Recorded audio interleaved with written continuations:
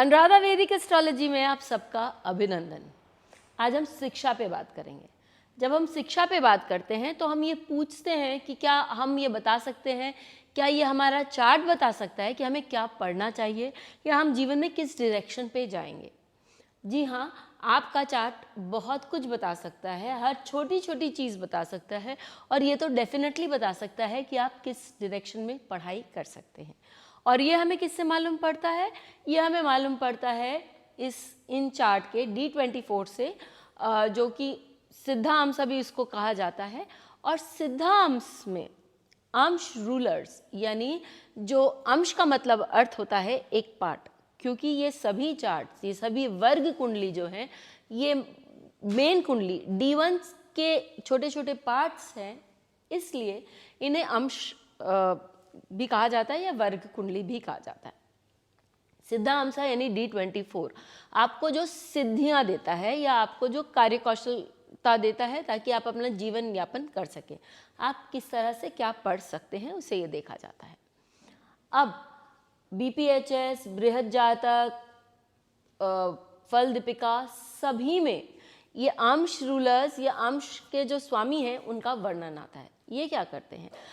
मैं हमेशा ये बात बोलती हूँ कि जो देवी देवता हैं जो हमें अंश में या नक्षत्रों में मिले हैं, वो हम उनको ठीक से समझ नहीं पाए हैं और इसलिए एस्ट्रोलॉजी में, हम ज्योतिष में उनका पूरा पोटेंशियल जो है उसको हम नहीं समझ पाकर यूज़ ही नहीं कर पाते हैं।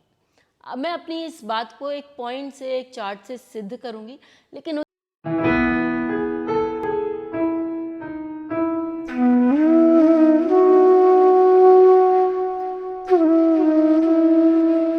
उससे पहले आप सबका धन्यवाद कि आपने हमारे यूट्यूब और स्पॉटिफाई चैनल्स को लाइक, शेयर, सब्सक्राइब किया। यही नहीं, आपने वहाँ अपने कमेंट्स, अपने सजेशंस रखे। यदि आपने हमें सब्सक्राइब नहीं किया है तो याद से करिए और साथ ही बेल आइकन भी दबाइए ताकि आपको अपडेट्स निरंतर मिलते रहें। चलिए हम चलते हैं वापस अपने चार्ट की ओर, अपनी सिद्धांश की ओर। तो जब सिद्धांश की बात हम करते हैं, किसी को यदि आर्किटेक्ट बनना हो तो क्या वो आपको बताएगा कि आप आर्किटेक्ट बन सकते हैं? क्या यदि किसी को मेडिकल की पढ़ाई पढ़नी हो तो क्या हमें मालूम पड़ेगा कि व्यक्ति मेडिकल की पढ़ाई पढ़ सकता है? हाँ, मालूम पड़ेगा। सिद्धांश में 12 रूलर्स होते हैं, 12 अंश रूलर्स होते हैं और जैसे कि मैंने आपको बताया, हर अंश रूलर, जैसे कि चाहे वो स्कंद हो, परशुधर हो, अंतक हो या मय हो, विश्वकर्मा हो, मदन हो, गोविंद हो, वृषभध्वज हो, इन सब के अपने अपने नाम हैं जो कि कुछ बताते हैं। जब आप गोविंद के बारे में सोचेंगे तो आपको कृष्ण भगवान की छवि मन में आनी चाहिए। ऐसे ही बहुत सारे नाम हैं, इनके सबके अपने अपने क्षेत्र होते हैं और उससे ये मालूम पड़ता है कि व्यक्ति कौन से क्षेत्र में क्या पढ़ाई कर सकता है। एक ये। दूसरा, ये हमारे चार्ट का एक प्रॉमिस है। व्यक्ति समय आने पर उस प्रॉमिस को पूरा करता है या नहीं करता है, वो उस पर निर्भर करता है, लेकिन आप में ये कैपेबिलिटी दी गई है। अब आप इसको आगे बढ़ाना चाहते हैं कि नहीं चाहते हैं, वो आप पर निर्भर करता है। आप में और भी कैपेबिलिटीज़ हैं, जो ऑप्शंस हैं आप उनको इस्तेमाल कर सकते हैं। तीसरा, ये अंश रूलर अपने अपने क्षेत्र के अनुसार, अपने अपने समय के अनुसार आपके लाइफ में काम करते हैं। तो आज हम एक अंश रूलर के बारे में बात करते हैं जिनका नाम है मय दानव। मय दानव के बारे में हम सभी जानते हैं कि इन्होंने हस्तिनापुर, इंद्रप्रस्थ का वो महल बनाया था जो बहुत चर्चित था, जिसके कारण से एक तरह से युद्ध भी हुआ था। जो भी तो उसमें उन्होंने, तो वो एक आर्किटेक्चर के बारे में बताते हैं और कंस्ट्रक्शन के बारे में बताते हैं।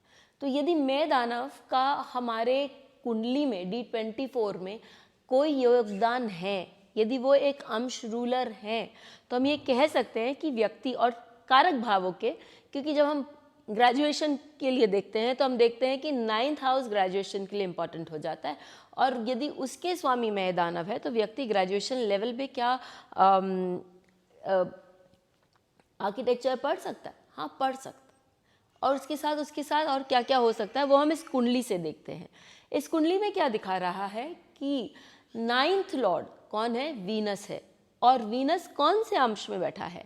वीनस के साथ साथ राहु और केतु भी मैं अंश में बैठे हैं और 11th हाउस में। 11th हाउस आपकी इच्छा पूर्ति का भाव है। उसने ग्रेजुएशन लेवल पे इच्छा करी कि भाई मुझे पढ़ना क्या है? आर्किटेक्चर। तो वो कंप्लीट कर सका, लेकिन राहु केतु भी वहाँ बैठे हैं, इसको हम नकार नहीं सकते। तो हम क्या बोलेंगे कि भाई वो करेगा तो सही, लेकिन उसकी गाड़ी जो है धक्का मार मार के चलेगी। लोगों को धक्का मारना पड़ेगा, काम करना पड़ेगा, उससे काम करवाना पड़ेगा, और तब जाके उसका काम होगा, पूरा तो होगा। क्योंकि राहु केतु जो है वो मूल नक्षत्र में बैठे हुए। मूल नक्षत्र क्या बोलता है?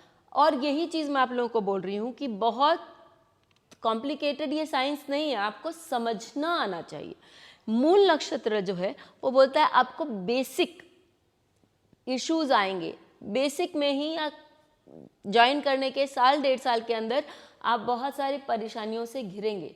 लेकिन क्योंकि शुक्र पूर्वाषाढ़ नक्षत्र में है, यदि आप उन बेसिक प्रॉब्लम से उभर गए तो आपके लिए विक्ट्री या जो आगे बढ़ना है वो निश्चित है। एक और चीज़, ये व्यक्ति जो है ये पढ़ाते भी हैं और आर्किटेक्चरल कॉलेजेस में लेक्चर्स भी देते हैं एज अ गेस्ट लेक्चरर। हमें ये देखना है कि जो अब हमारा शुक्र है वो चतुर्थ भाव का भी स्वामी है और यहाँ योग कारक है। तो इतना उन्होंने पढ़ाई करी है बाद में भी जाके कि उनमें ये क्षमता है, उनमें कैपेबिलिटी है, उनके पास आगे चल के उनका प्रोफेशन भी यदि आप देखेंगे D10 से तो आपको ये मालूम पड़ेगा कि उन्होंने इतनी प्रैक्टिस करी है कि आप उनके पास वो नॉलेज है कि वो उस बारे में पढ़ा सके, कर सकें। तो इसी तरह हम 12 जो बाकी 11 हैं और इसमें भी मैं दानव में भी बहुत कुछ आता है, तो इन सब भी 12 जो देवता हैं D24 के और वो कौन से क्षेत्र में हमें क्या बता सकते हैं, इस पर डिटेल्ड 2 दिन की क्लास करेंगे हर गुरुवार दिसंबर में 12 तारीख और उसके बाद 19 तारीख। यदि आप इंटरेस्टेड हैं, 20 तारीख, यदि आप इंटरेस्टेड हैं तो हमें लिखें या हमारे वेबसाइट से डायरेक्ट एनरोल करें। फिर मिलेंगे, तब तक के लिए धन्यवाद।